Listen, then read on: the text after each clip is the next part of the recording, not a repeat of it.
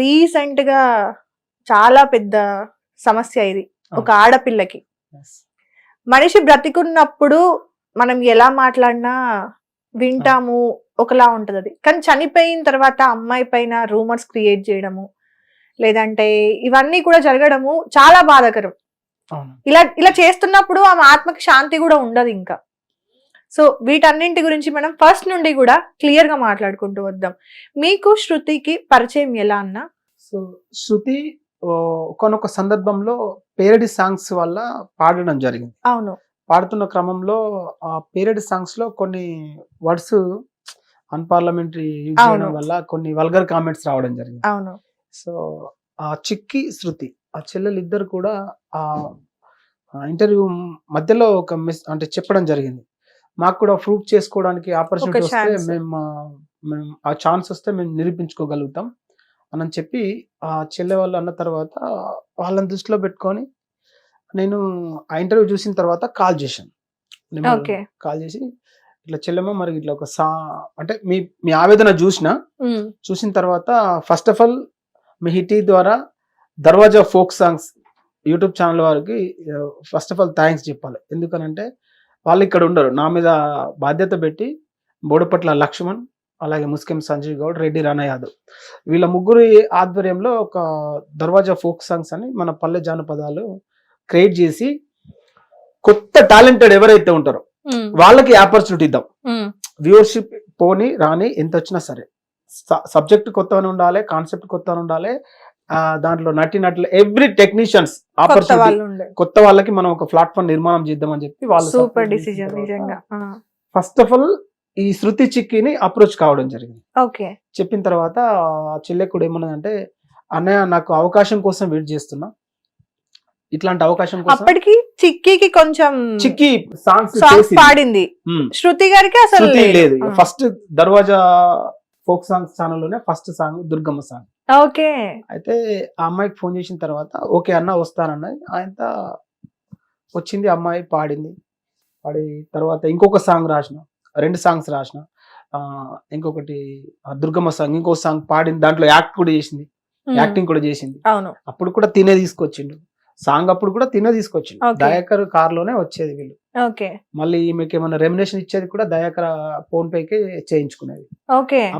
అప్పుడు ఇక వీళ్ళు ఎవరు అని అంటే వీళ్ళు మా రిలేషన్స్ అని చెప్పింది.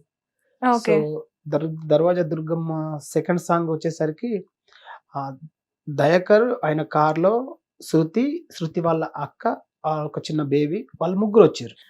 ఈ టాపిక్ వస్తే లాస్ట్ ఒక మీడియా ఛానల్ ఇంటర్వ్యూ చేసినప్పుడు ఎప్పుడు మీరు కలిసారు అని చెప్పేసి మీ అందరిని కూర్చోబెట్టి, ఎందుకు ఇంకా పేరు కూడా మనకు తెలుసు, సంతోష్ అన్న ఇంటర్వ్యూ మీ అందరినీ కూడా కూర్చోబెట్టి చేస్తున్నప్పుడు ఆయన అడగడం జరిగింది, మీకు అసలు దయాకర్ అనే వ్యక్తి మీకు ఎలా తెలుసు అని. అంటే ఇంట్లో పరిచయం తర్వాతనే మాకు తీసుకొచ్చి పరిచయం చేసింది మీ మరిది అని చెప్పేసి ఆవిడ చెప్పింది ఆ రోజు ఇంటర్వ్యూలో.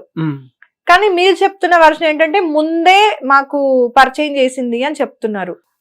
అంటే ఇప్పుడు సాంగ్ నేను ఫస్ట్ ఆపర్చునిటీ కోసం అమ్మాయి ఫోన్ చేసినప్పుడు నేను కొరుట్ల నుంచి వస్తున్నా, అమ్మాయి కాల్ చేసి మరి ఇట్లా ఫలానా స్టూడియో కృష్ణనగర్ లో అని చెప్పిన తర్వాత ఓకే అన్న నేను వస్తాను, నువ్వు ఎట్లా వస్తున్నావు రా అంటే పలానా టైంకి ఉండాలి అని చెప్తే నేను వస్తానని చెప్పింది, కానీ ఎట్లా వస్తున్నా చెప్పలే.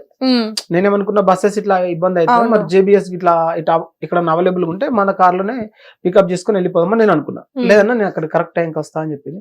యాజ్ ఇట్ ఈస్ కరెక్ట్ టైంకి ఉంది అక్కడ. అయితే చూసుకునేసరికి ఈ అబ్బాయి తీసుకొచ్చిండు. నేను స్విఫ్ట్ డీజర్ కార్ టాక్స్ ప్లేట్ ఉంది, నేను వెహికల్ తీసుకొచ్చారు కావచ్చు అనుకున్నా. సో అప్పుడు అంత పెద్దగా మనం అడగలేము. వీళ్ళు ఎవరు అని అంటే ఇట్లా మా రిలేషన్ అని చెప్పారు. అంతటితో పాట అయిపోయిన తర్వాత నెక్స్ట్ సాంగ్ చేస్తున్న క్రమంలో ఈ వీళ్ళ శృతి వాళ్ళ అక్కయ్యను దయాకర్ వీళ్ళు వచ్చారు. వీళ్ళు వచ్చిన తర్వాత అప్పుడు కన్ఫర్మ్ అయిపోయింది, అంటే వీళ్ళు ఎవరు అని అంటే ఇట్లా మా బావ వాళ్ళ తమ్ముడు అని చెప్పింది. అమ్మాయి నిజం దాచింది. అంటే బయటికి సిచ్యువేషన్ ఉంటుంది అనే ఉద్దేశం ఆమె దాచింది. ఇక నానేమనుకున్నా, వీళ్ళ అక్క వీళ్ళ బాపు వీళ్ళందరూ తీసుకొచ్చినట్టు వీళ్ళు ఒక ఫ్యామిలీ రిలేషన్ కావచ్చు. మనం ఏమనుకుంటాం పర్సనలిస్ట్ గా లోపల దాకా పోలేం కదా. ఓకే వీళ్ళ ఫ్యామిలీ ఉన్నట్టు అయ్యారు అని చెప్పినా మనం అక్కడ నుంచి అక్కడికి సెట్ అయిపోయింది. లాస్ట్ మీరు శృతి గారిని ఎప్పుడు కలిసారు? రీసెంట్ చనిపోతుందంటే ఒక 5 days ముందే. 5 days ముందు సాంగ్ షూట్ కోసం అని కదా. లాస్ట్ సాంగ్ కూడా మీ దాంట్లోనే కదా వర్క్ ఫస్ట్ చేసింది. సాంగ్ దర్వాజా ఫోక్ సాంగ్స్ ఛానల్లోనే, లాస్ట్ సాంగ్ కూడా దర్వాజాలో. ఓకే. సో తను రికార్డింగ్ కి వచ్చిన రోజు చిక్కి చెప్తున్న వర్షన్ వేరు. తను నేను అడిగాను, నేను ఏమంటారు అన్ని అడిగాను, నేను తను బాగానే ఉంది, సాంగ్ పాడుతున్నప్పుడు కూడా ఇదిగో తీసుకోమమ్మా వాటర్ అని చెప్పేసి చెప్పాడు, జ్యూసులు తాగిపించాడు. నేను తన కిందకి వెళ్ళినప్పుడు కూడా నేను అడిగాను తనని, నువ్వు ఫస్ట్ అయితే సాంగ్ ప్రాక్టీస్ చెయ్యి, నేను అంతా బాగానే ఉంది, హ్యాపీగా ఉన్నా, నేను మంచిగా చూసుకుంటున్నా అని చెప్పిండ్రు అని చెప్పేసి చెప్తుంది. కానీ మీ వర్షన్ కి వస్తే మీరు ఏం అబ్జర్వ్ చేశారు, ఎలా అనిపించాడు మీకు? అక్కడ అంటే నేను ఇప్పుడు 2 songs రికార్డ్ చేయాలి. అవును పాపం వీళ్ళు, నేనేమన్నా 2:30కి అట్లా సాంగ్ రికార్డింగ్ ఉంది, మీరు వచ్చేయండి అని చెప్పిన. పాపం వీళ్ళు 2:30కి యాజ్ ఇట్ ఈస్ వచ్చిర్రు, కానీ నేను వచ్చేసరికి లేట్ అయింది. నేను వచ్చేసరికి 3:30 అయింది, 3:40 దాకా అయింది. అయినా కానీ పిల్లలు అప్పటిదాకా మళ్ళీ ఫుడ్ కూడా తీసుకోలే, శృతి కానీ చిక్కు కానీ తీసుకోలే. అరే మరి ఫుడ్ అయితే తీసుకోరు అని అంటే, అన్న మళ్ళీ తిన్నాక వాటర్ రాదు, మేము ఇప్పుడు తిన్నాం, పాడిపోయినాక తింటామని చెప్పారు. అయ్యో ఎట్లా రా అని చెప్పిన. ఆయన 6 వరకు ఇక సిస్టమ్ రికార్డింగ్ స్టూడియో అయిన టైం తీసుకుని 6 వరకు సాంగ్ ఒకటి పాడినాం, ఇద్దరు కాంబినేషన్. శృతి చిక్కి ఇద్దరు పిల్లల ముద్దుల మొగుడు అని ఒక కామెడీ కాన్సెప్ట్. అంటే వీళ్ళని ఉద్దేశించి స్క్రిప్ట్ రాసిన నేను. లిరిక్స్ కూడా ఫస్ట్ ఇక్కడ శృతి, చిక్కి, అలాగే మన రౌడీ సింగర్ అని నిర్మల్ గోపి ఉంటాడు, ఒక తమ్ముడు అరుణ్ గోపి అని, వాళ్ళు ఇన్స్టాల్లో మంచి ఫేమస్ ఇక మా ప్రాంతంలో. సో వీళ్ళ కాంబినేషన్ లో ముగ్గురిని డిస్కషన్ చేసిన తర్వాత ఇట్లా అనుకుంటున్న ఒక కాన్సెప్ట్ మీ ఇద్దరి మీద మంచి వర్కౌట్ అవుతుంది, మరి మీరు ఓకే అని అంటే, అన్న బాగుంటుంది చేద్దాం అని ముగ్గురు ఓకే అన్నారు. ముగ్గురు ఓకే అయిన తర్వాత రాసినాక ఇక 6 వరకు సాంగ్ కంప్లీట్ అయిపోయింది. 6 స్టార్ట్ చేసినాం, 8:30-9 వరకు కంప్లీట్ అయిపోయింది. 8:30-9 తర్వాత డిన్నర్ అయిపోయింది. మళ్ళీ పోయిన తర్వాత అయితే మా ఇప్పుడు లక్ష్మణ్ అనే ప్రొడ్యూసర్ దుబాయ్, వీళ్ళని చూడడానికి దుబాయ్కి వెళ్ళి వచ్చిండు సాంగ్ రికార్డింగ్ చేయడం కోసం. ఆడ పిల్లలు చాలా అద్భుతంగా వాడుతున్నారు. సో నేను ఇప్పుడు నాకు వీళ్ళు రికార్డింగ్ ఎప్పుడు పెడతావో చెప్పు, నేను వస్తా అని చెప్పి అన్నట్టు.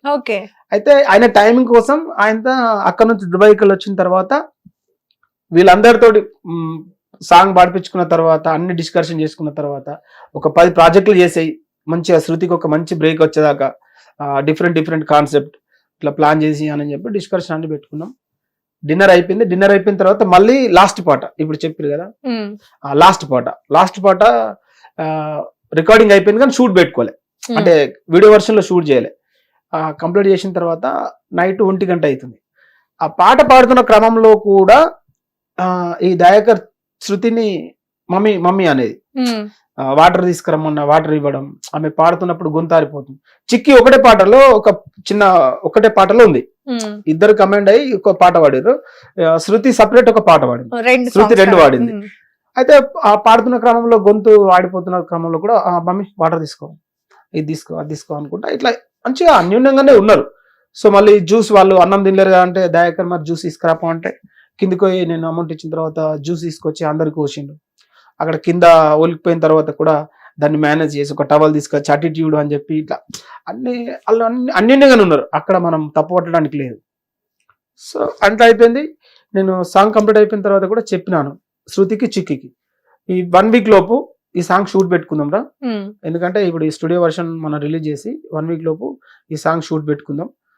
15 days తర్వాత ఇంకొకటి పల్లెటూరుకు నేపథ్యం మన దండు కట్టి దంచుతారు, అది కూడా షూట్ పెట్టుకుందాం అన్న తర్వాత ఓకే అన్న చేద్దామన్నా అని చెప్పి అన్ని ఓకే అన్నారు.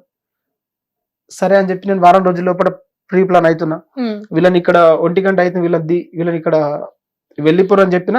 వీళ్ళు JBS లో చిక్కి పాపం వీళ్ళైతే వెహికల్ వచ్చిన, చిక్కి బస్కి వచ్చింది.